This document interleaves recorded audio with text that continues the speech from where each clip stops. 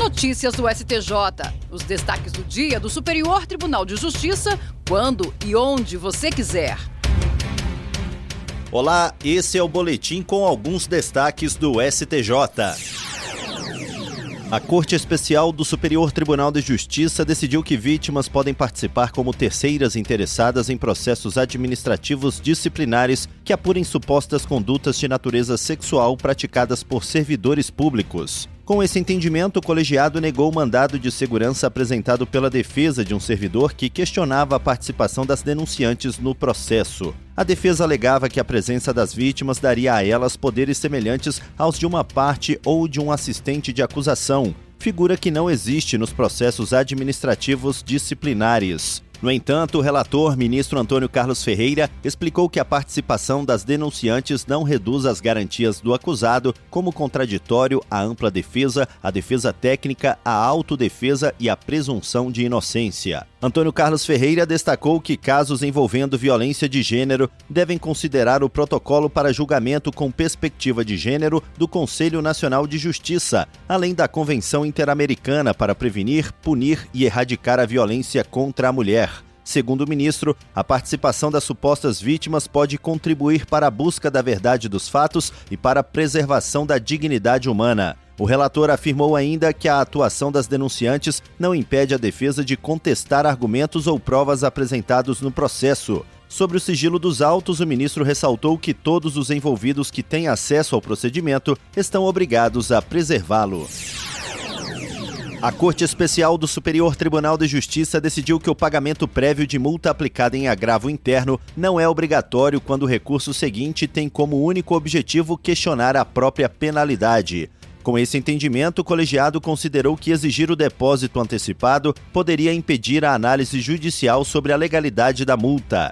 A discussão surgiu depois que a segunda turma não admitiu um recurso especial justamente pela falta do recolhimento prévio da penalidade. A multa havia sido aplicada em um agravo interno considerado manifestamente improcedente por votação unânime, conforme previsto no Código de Processo Civil. A parte então recorreu à Corte Especial e alegou divergência entre decisões das turmas do STJ. A Corte Especial deu provimento aos embargos de divergência e determinou que a segunda turma prossiga na análise do recurso especial. O ministro Og Fernandes, relator para o acórdão, explicou que a regra geral exige o pagamento prévio da multa como condição para a apresentação de novos recursos. No entanto, segundo ele, a situação analisada é diferente porque o novo recurso não repete a discussão anterior e busca exclusivamente contestar a aplicação da própria penalidade. Para o ministro, exigir o pagamento nesse caso comprometeria o contraditório, a ampla defesa e o devido processo legal. Og Fernandes também destacou que a multa tem caráter sancionatório e é aplicada diante de recurso considerado manifestamente inadmissível ou improcedente em situação de abuso do direito de recorrer.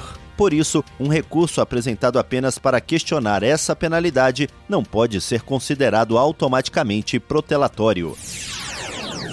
A primeira sessão do Superior Tribunal de Justiça decidiu que o INSS pode cancelar administrativamente benefícios por incapacidade concedidos por decisão judicial definitiva, desde que respeite o devido processo legal. O entendimento foi firmado pela Corte no julgamento do tema 1157 dos recursos repetitivos, sob relatoria do ministro Teodoro Silva Santos. A decisão estabelece que o procedimento é válido mesmo sem a necessidade de uma ação revisional na Justiça.